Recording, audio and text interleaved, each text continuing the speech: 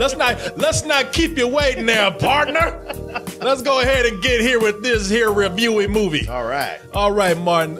1 million ways to die in the West, people, is what Seth MacFarlane says. Now, Seth MacFarlane, he's directed a big hit, Ted, but with this one, not only is he directing, producing, and writing like he did with his last feature, but he said, you know what, shit, I'm doing all this work. He said, wait a minute. Let me step in front of the camera and take some credit. God does every fucking voice in Family Guy. Yeah. And he hosted the Oscars. Why not go out and make myself a leading man? Now, in this movie right here, Martin, Seth MacFarlane, he plays old punk-ass sheep farmer, right? Right. And he breaks up with his girlfriend. She breaks up with him. Oh, that's right. That's an important thing. It's important. She said, you ain't nothing but some old punk-ass sheep farmer. You can't even raise fucking cattle. That's how sorry your ass is. It just so happens that my man's in luck. In comes Charlize Theron. Hotter, if you ask me. Hell yeah. Amanda Seyfried, she's a cute girl, but next to Charlize Theron. But he says, you know what? This is the girl for me right here. This is so good. What could actually go wrong? I know. She's a perfect girl. Except for being married to the toughest, meanest killer in the West. To the biggest dickhead in the West. Kill people just for looking at him. And on top of being all that, he's Liam Neeson. Liam Neeson will whoop your ass in a minute. The nice Liam Neeson will whoop your ass. That is true. Liam Neeson on a nice day will say, excuse me, Pat. I'm sorry. I knew you were going to say something that pissed me off. I'm sorry.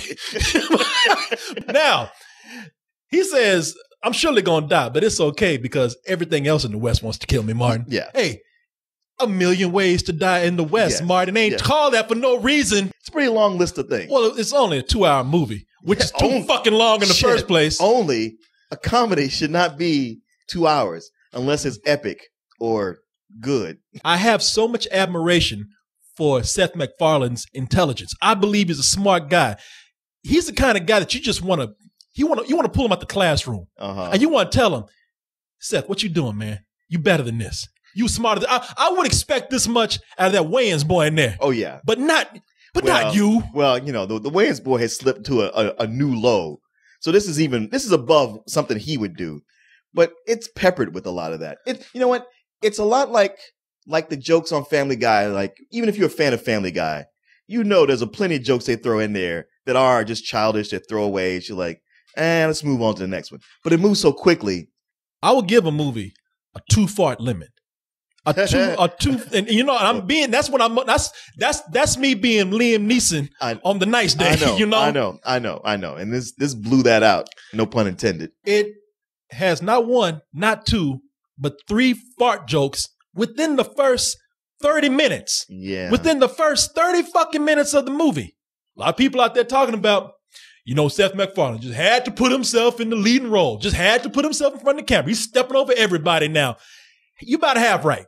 I thought he was okay. I didn't think he was bad. I didn't think he was bad at all. I think that if this had been another director, he would have been better. Okay. But because it's Seth MacFarlane directing himself, can't nobody say cut. There's shit where people on the crew where they were just like, somebody gonna tell this motherfucker to stop. You gonna do it? I'm not directing this movie. You like your job? Right. When he's the star and the director and the producer, there's nobody to go and complain to. His direction here is sloppy. Yeah. There are so many jokes in here where, you know what, that was worth a chuckle or two if you just knew when to fucking stop it. Or, hey, you got off a joke that actually made me chuckle almost to a laugh. Don't run it. Don't repeat it. When they're actually going through and making jokes about the West, then that's when it's funny. But it's interwoven in there. Yeah, it starts out like it's going to be the new Blazing Saddles. But it seems to come a point, and this is early, this point, where it's like, well, I can't be thinking of like clever Mel Brooks stuff all the time. I got to go to the fart joke. Halfway through, it just stopped making jokes. It just became about whatever the story was. Him and Charlize Theron. She's natural, man. Yeah. She is in the middle of all this stupid shit. Yeah. It's almost like she refused to participate and everything had to come up to her level. It's almost like they shot Charlize Theron and Seth MacFarlane when they didn't know that the cameras were rolling, because they do have a natural chemistry. You know what? I want to say something about Seth MacFarlane. Seth MacFarlane's quick to talk about people, man.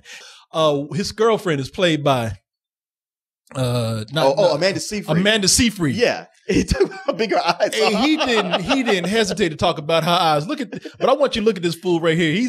Now that he's put himself in the spotlight, tell me he don't look like a cross between Ryan Reynolds and a hedgehog. He gives himself all the funny lines. It'd be fine if the jokes were funny enough to pay off for that.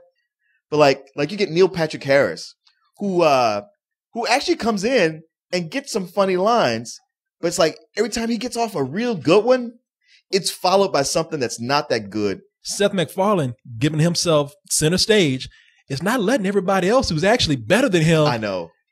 Actually make a good movie. I know. Like Sarah Silverman. An accomplished comedian. She's just there to deliver setups. She's got less than 15 minutes in this movie. Meanwhile, she's got to sit back and look at his dumb ass. Right. Just sit up there and act a fool in front of the camera. Even Ribisi, whatever. Giovanni Ribisi. Even Giovanni Ribisi should get a little more camera time here than Seth MacFarlane. But, Seth MacFarlane coming in just elbowing everybody out the way. Yuck. Look at me. It looks great. Cinematography, he has it down. The sets. Yeah. And the score that he has for it, too. Yeah. I mean, he took notes on how to make a Western. Oh, yeah. And I look at it and I was like, you know what? If you take all the dumb shit out of this, which is almost everything, right? It's like you might have an actual decent Western here. If you took all the dumb shit out, he'd have an episode of Gunsmoke. I stretch it to say it could be a 2-part episode of Family Guy. And here's my final thing about this movie, man. I can't really get past seeing Seth MacFarlane as that fucking dog. Brian the dog? And I was looking around saying, where the fuck is Stewie? I love those episodes where Brian and Stewie go on adventures together. Yeah. And I was like, fuck, man, you need Stewie here. Whether you Seth MacFarlane or Brian, you need fucking Stewie here, man. This is why when I make a cartoon character with my voice, it's me. It ain't. When you have a cartoon character, do not give that character your voice. Your voice. Whenever Bill Murray walks into the room, everybody loves Bill Murray. I don't see Bill Murray. I see fucking Garfield. I see that cat coming in with a bottle of liquor and hanging out with everybody. The movie never went past a chuckle for me, but it's humorous when it is actually being clever. All this other childish bullshit in there, I think there's going to be people out there who are more forgiving of that kind of humor, and that's why I'm going to say that this is a rental, low rental. Yeah, I'm pretty much right there with you. I mean, for A Million Ways to Die in the West, it's more like A Million Ways to Die on stage in the West. Because it's like watching a comedian who's just not that funny and won't get off. You're right. Nothing more than a chuckle. And some surprises here and there, but man, it's a low red boxer. Man, even though we didn't enjoy that movie so much, there was somebody sitting next to you who loved this movie. There was an old man. I mean, if you didn't know any better, you think it was an old miner right out the movie. Like Walter Brennan. This must have been his first movie.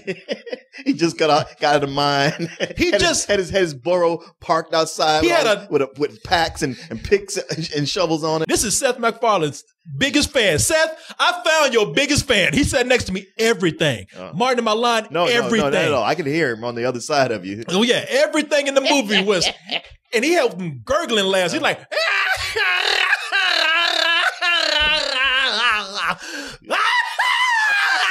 you know that laugh that somebody does when at first it's like, and they take a rest. You think they're dumb, but they come back stronger. And we couldn't even get mad at him. I know, exactly. We said, man, this man, obviously, he doesn't get much entertainment in life.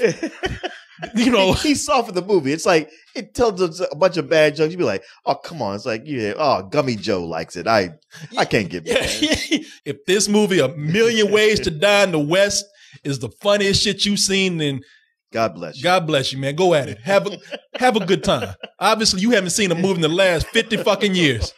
Give me crack door, and I don't care. Let MacFarlane in. Shit, I'm blacking out.